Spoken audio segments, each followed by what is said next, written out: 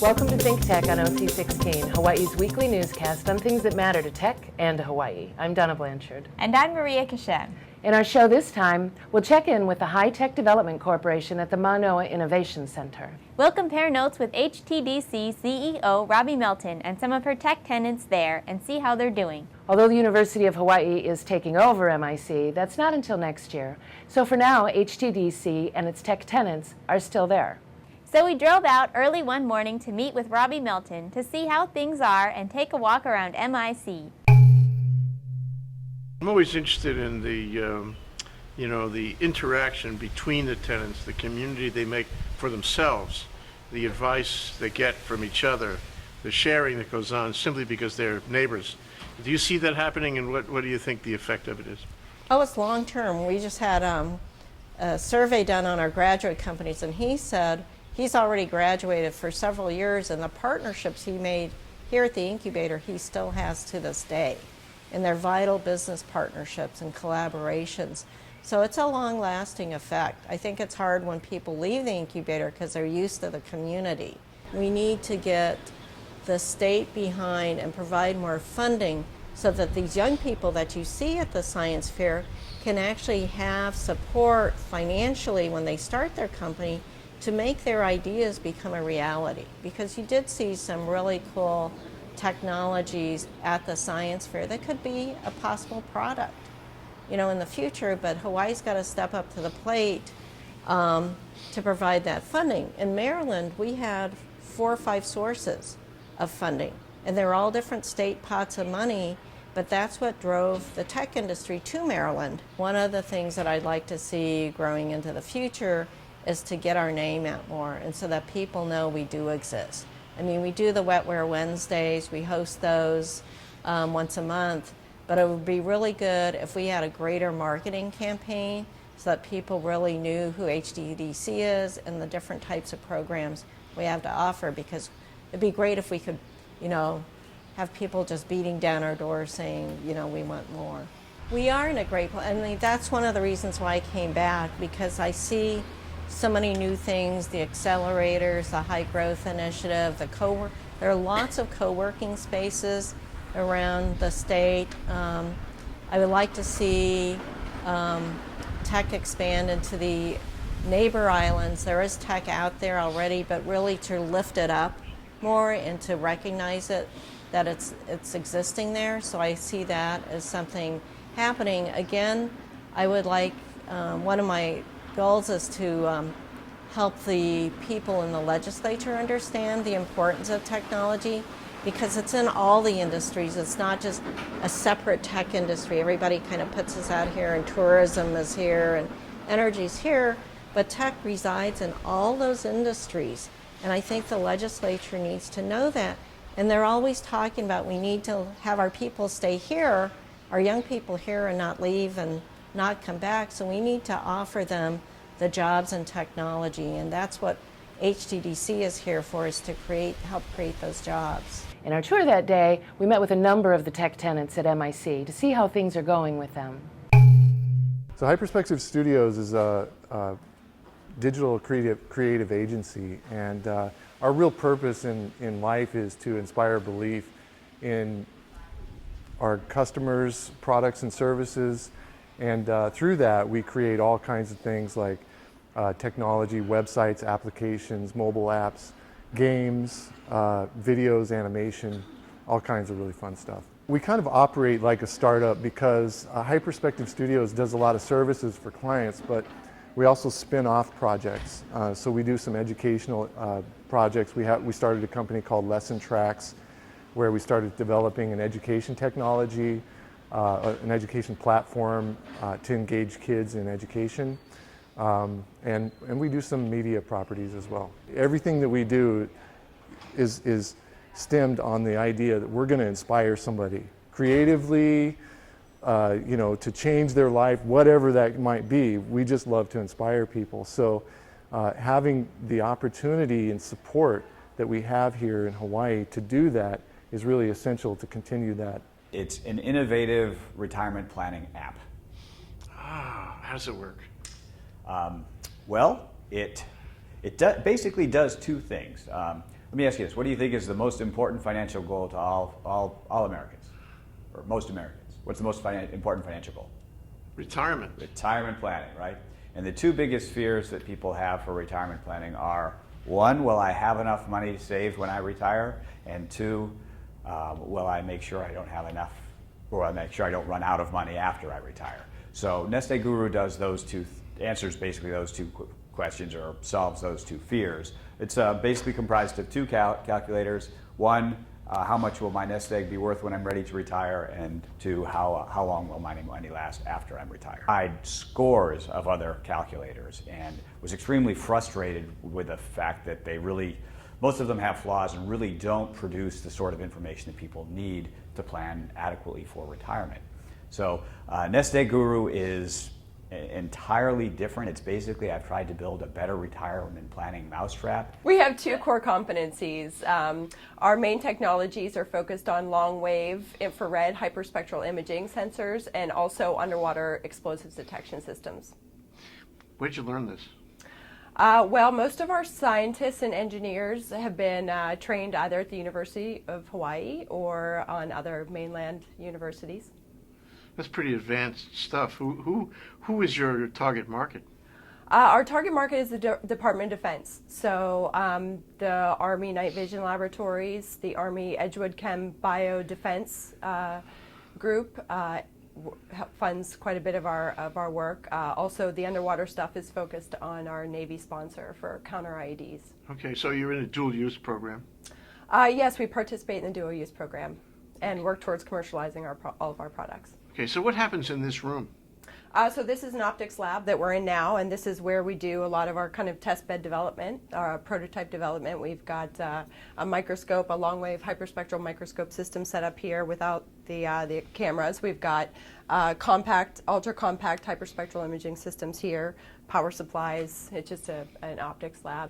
Undefeated Games has a single app. It's called DareShare. It's been in the App Store since June. We're trying to launch into the Android market as well. And it's a photo sharing app dedicated to sharing silly stunts and funny stuff. Okay, is it out there now? Yeah, our target market students, and it's on the App Store. You can get it on your iPhone, iPad if you look carefully.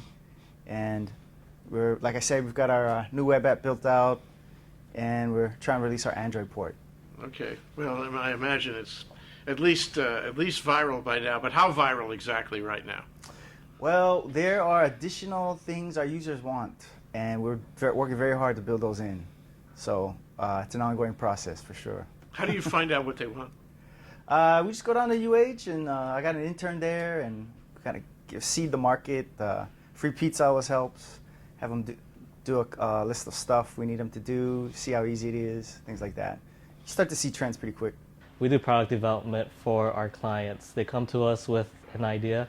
Sometimes it's basically just some sketches on a napkin, and we basically provide the engineering services to bring that product idea to fruition. We do electrical, mechanical software, and even like other artsy industrial design to get that product all the way to manufacturing for our clients. So we're a full service house basically. How did you learn how to do that? We went to school. A lot of our, actually all of our staff are engineers, and so we have a lot of experience with past companies as well as the current one that we've worked on a lot of projects that uses all these engineering skills to develop these products. Mm-hmm. Okay, can you have them manufactured for me? Are you able to do that? Excuse me? Can you have them manufactured for me? We don't have manufacturing facilities. All we are is a design house. Yeah. So what we do is we use like CAD design tools to design the electrical circuits. We do the drawings for the mechanicals. We can do the software, but actual manufacturing is done in the mainland. So we send our designs out to these production facilities, and at that point, they take care of producing it. Smile. There it is. Okay, Shaka. We're a fashion incubator space, so we have designers that work out of here with their own brands. And then the Cut Collective also helps other smaller designers do their cut and sew production here in Hawaii. What's your business model? Do you charge people for coming in here? One of you must know. So the designers rent out of our workspace, And we also are a design consulting company and manufacturing, so our clients run their brands through our company. And what is your connection with the growing fashion industry? I think we're in exciting times right now. The state, the governor, the whole community seems to be pushing for fashion and arts in Hawaii, so I think it's a really good time for creatives to show off their brands and their talent. Through our company, we've met so many great brands, and I think that we could compete on a global scale if we improve on certain things like manufacturing and retail. So I think it's exciting what's going to happen. Seems like we've been talking about labels that talk like forever. So where are we? You're here at MIC. You're developing the machine. It looks different now.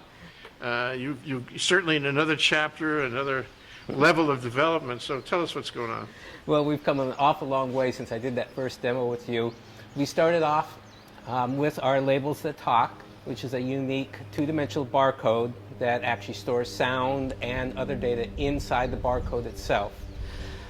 Back when we started, we actually built and designed our own hardware for doing that.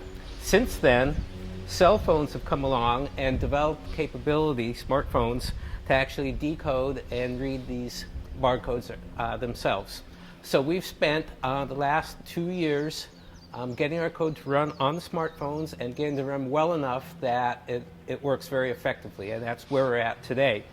So let me tell you a bit about SoundPaper.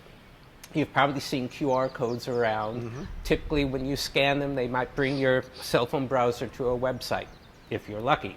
So often they fail because you're in the back of a big box store, you're in an airplane, or perhaps you just have AT&T as your service provider. But SoundPaper never fails because we put all the information you need in the barcode itself. So for instance, one of our big markets is advertising. And imagine this Geico ad here. And we simply scan the ad.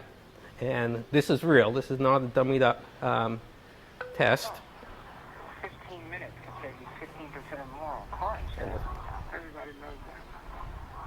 So that's a Geico ad. So what we're teaching is software development. Over the course of 12 weeks, we're teaching software development in kind of a boot camp style where all the students come into the classroom here every day for 11 hours a day or more. And really we come in and we just build software. We teach and build the entire time. So a lot of, as you can see, kind of whiteboarding. You know, we as we're kind of working through stuff, we cover things as they come up in building real software, and that's really our approach. Is that learning is best done through action. They all have their own computers, yeah. Yeah. So they all follow along with you, and they're coding while you're showing them, you know, the elements of the coding. Yeah. So essentially, we start. It's all project based. So we actually start with a project and say this is what we're going to build, and kind of just go over really even just a little bit of kind of how to get started, a little bit about kind of what we're doing and things to keep in mind and what our direction, our focus is, and then. Kind of as we get deeper into projects or new projects, we kind of do the teaching that way. Is that okay? You know, in building what you're building now, this is kind of concepts and terminology and that are relevant right now, and they kind of execute on it at the time, and rather than just trying to remember something that they heard, you know, several months ago, it's more going back to you know, we kind of say it's muscle memory. Is that they go back to, oh, I remember when I did this, you know, not that I heard about it at some point, I remember when I did this, and that's really kind of even what we've been doing this morning is we introduced a framework yesterday and let them kind of jump into it. And we're kind of focused on application development and solving really important problems like, you know, traffic. What we did was we released a small app called Stall Share, which is still in kind of like a public beta right now, where people can rent out their driveways to other people, the commuters that are looking for a regular place to park their car. And you know, while people don't think of parking and traffic as intrinsically related to one another, it's actually very related. About 34% of traffic congestion is due to people finding parking. So if you take 14-block radius, like in downtown Chinatown, You're seeing about 2 million miles, 2 million vehicle miles traveled a year, which is enough to get to the moon. I think it's 4 trips to the moon. And so if we can solve that traffic problem and start to commoditize parking, so that parking is not free but available, then we can actually help with the traffic problem. So potentially we could alleviate traffic by something like 10 minutes, which would be huge. So how does it work? It's just it's a peer-to-peer marketplace, kind of like if you own a driveway in an area where you have a lot of commuters and that doesn't have good parking infrastructure, let's say around hospitals, downtown, Manoa, where we are, around UH, Punahou, Kapahulu area where there are a lot of small businesses but they don't have a lot of parking. Those are all terrible places to park for anyone that works in those areas. If homeowners could open up their driveways while they're not in use, assuming that they're probably commuting somewhere during the day, then they could rent it out and monetize off of their really lazy driveway. Because right now they've paid for those driveways and they're not using it most of the time, right? So just a way to optimize that and create a marketplace and help to solve the traffic problem at the same time.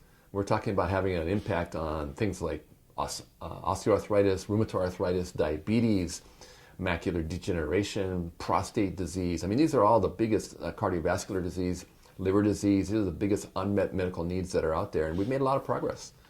As you know, we've recently gone public.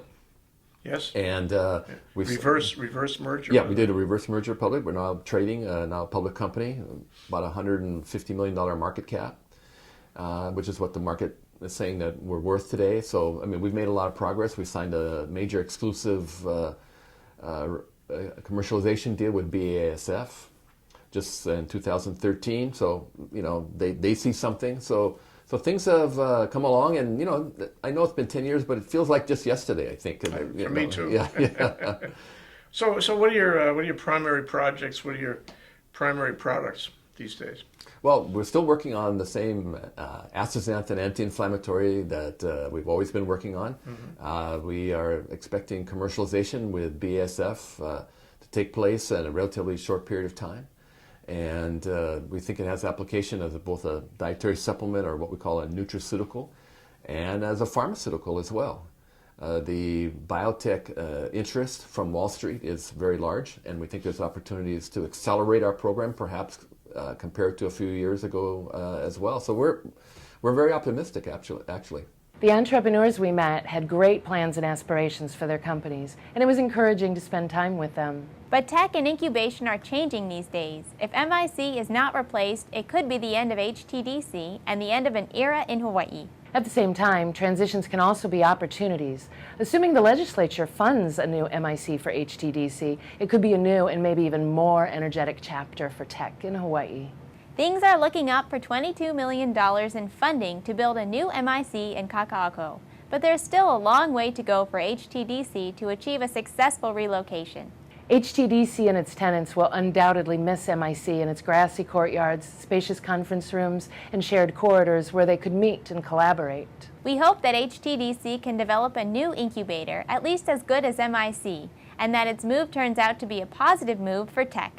MIC is iconic. As it goes, so goes the development of tech and diversification of our economy. It's a critical canary in our coal mine. That's why ThinkTech will continue to visit and support MIC wherever it is and cover HTDC's efforts and the success of its tenants. We can only hope our state officials will support HTDC and MIC going forward, and that you, our viewers, will encourage them to do so.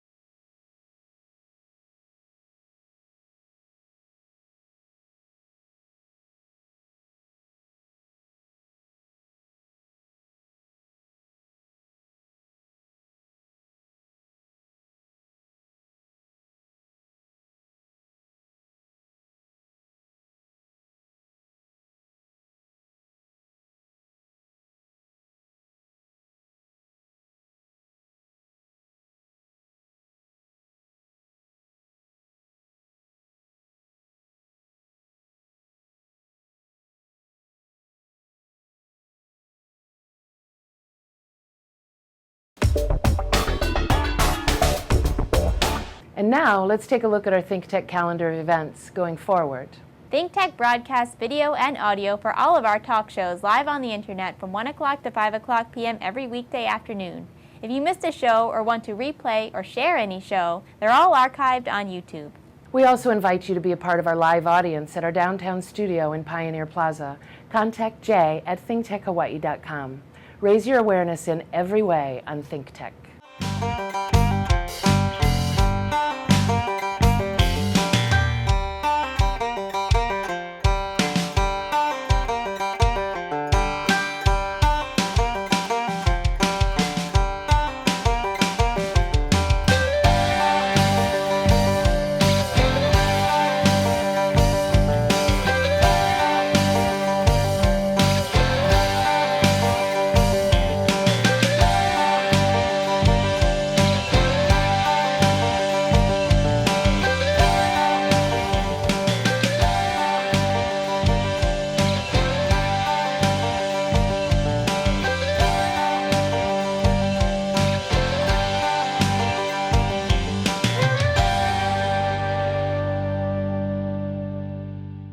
And now here's this week's ThinkTech News. Aloha, I'm Donna Blanchard for ThinkTech News. Larry Ellison, owner of Lanai, will build a facility for aquaponics and hydroponics food systems that will produce fresh produce and fish for Lanai residents and visitors. The first phase will be in Palawai Basin and will include 4 greenhouses and a half-acre of biobeds to grow produce to supply residents and the hotels. It's scheduled to start this summer. These technologies conserve water, requiring only 10% of the water needed to grow an equivalent amount of produce in soil. Aquaponics utilizes fish waste to add nutrients to the water, which is then used to irrigate the plants. Hydroponics, on the other hand, does not include fish, so nutrients must be added to the water. Larry Ellison, who bought Lanai in 2012, also wants to bring commercial agriculture back to Lanai, and we're waiting to see more news from him on that. This is all completely relevant to the luncheon panel program ThinkTech is organizing with the Department of Agriculture on Wednesday, April 23rd at the downtown YWCA. The program will be moderated by Maria Gallo, Dean of the College of Tropical Agriculture at UH Manoa, who will talk about the research at CTAR in these new areas of agriculture. Representative Jessica Woolley, chair of the House Committee on Agriculture, will provide opening remarks and discuss the various bills pending on agriculture in this year's session. Our panelists are Dong Fang Deng of Oceanic Institute, Alan Everson, Regional Aquaculture Coordinator for NOAA, Dennis Gonzalez, the scientist who saved papaya with GMO technology, Gavin Key, researcher for Kampachi Farms, Fred Lau, owner and founder of Mari's Gardens, the largest aquaponics farm in the state, and Todd Lowe of the State Department of Agriculture. What an incredible gathering of expertise.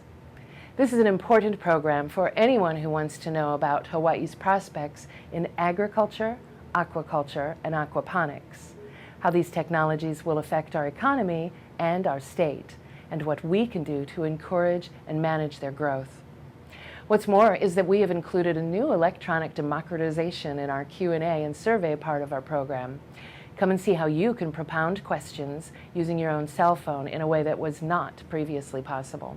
The program will be at the Laniakea Downtown YWCA on Wednesday, April 23rd from 11:30 a.m. to 1:30 p.m. Admission is $30 for the general public, $20 for students, and $35 for walk-ins. Space is limited, so we recommend you sign up right away on thinktechhawaii.com. We look forward to seeing you there. Donna Blanchard, ThinkTech News.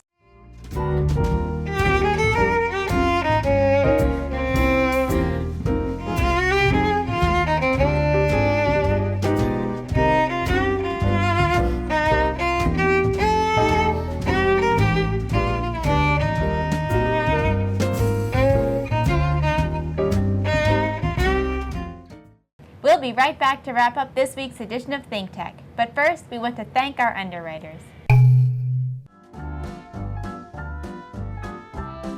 Castle & Cook Hawaii, investing in Hawaii, creating communities, and providing for the needs of our state. Collateral Analytics, empowering the real estate industry to make better informed property investment decisions. The Foreign Trade Zone, bringing the benefits of the Foreign Trade Zone programs to Hawaii businesses and entrepreneurs.